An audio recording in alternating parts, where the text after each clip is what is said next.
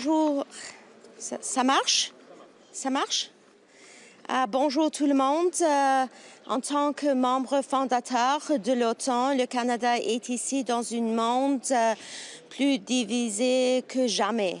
Donc, je voudrais d'être ici avec mes homologues pour discuter notre défense collective, aussi les menaces dans l'Arctique et le travail que nous devons faire ensemble pour l'Ukraine et le monde aussi.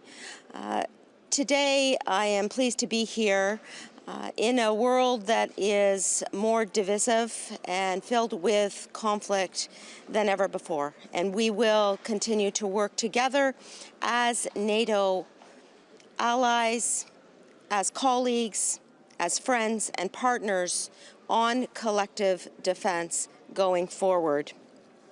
As we continue to see horrific images of Ukrainian families and children being killed on the battlefield and in cities and towns across Ukraine, Canada stands firmly, shoulder to shoulder with Ukraine in the short and the long term.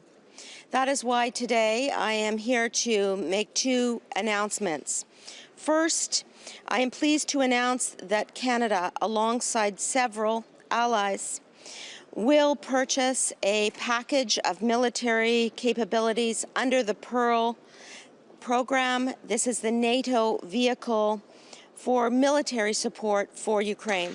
Canada's contribution to the purchase of this PURL package will be $200 million, bringing Canada's total contribution to $890 million over the past 6 months. Second, I am announcing that Canada is committing $35 million in security support through the NATO Comprehensive Assistance Package Fund. This brings Canada's contribution to the CAP to a total of $180 million. And in particular, that funding is going to support the purchase of resources such as fuel, medical supplies, communications equipment, gear, services, and more.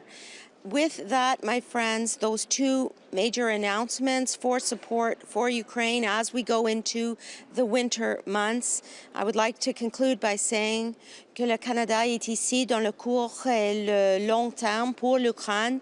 Nous sommes là pour les règles internationales et aussi pour la démocratie, pas seulement pour l'Ukraine, mais pour le monde entier.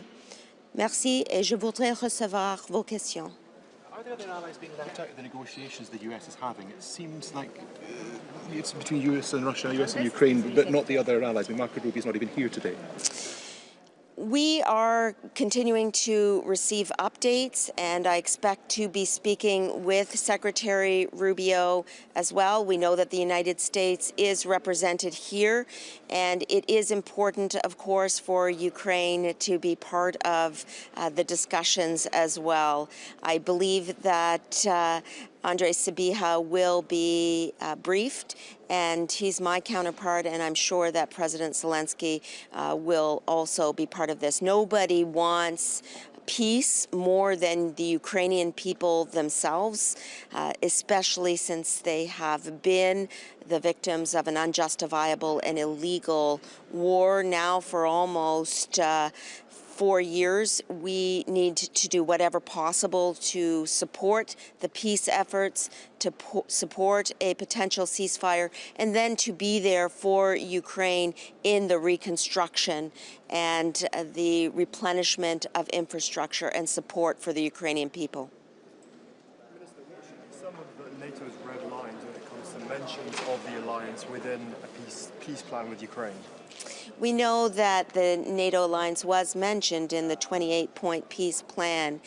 The key there is to ensure that conversations about NATO membership rest with NATO itself.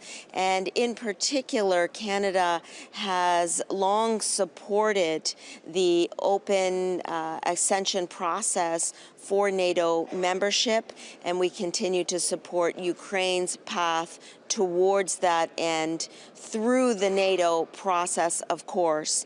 And so we very much welcome that conversation, but it is a conversation for NATO and NATO members to have within the NATO process. Merci beaucoup, mes amis.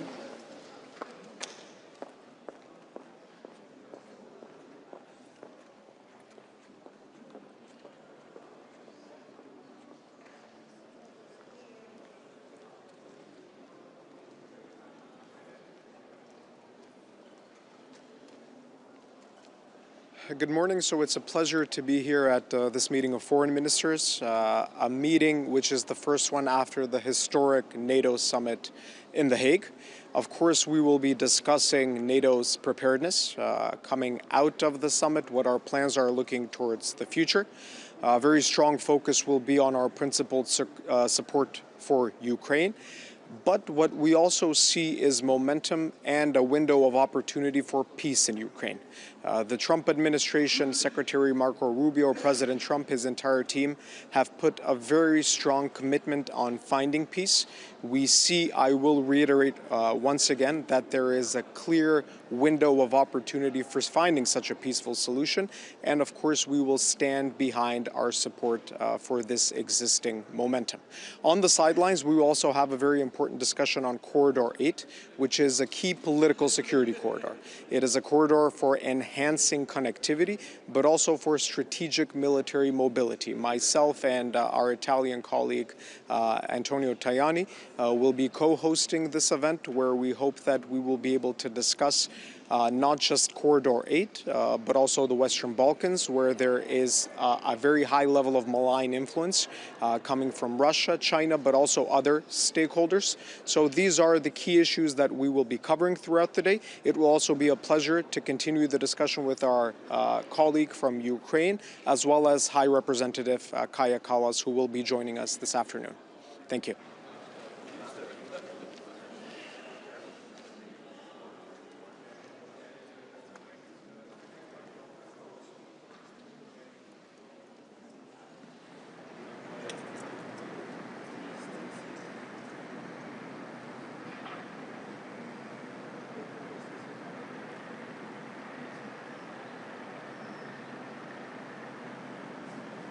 We believe the short-term discomfort will be worth the long-term benefits. Many kids don't tell their parents about seeing harmful content on social media, often because they're worried their parents will overreact and maybe deny access.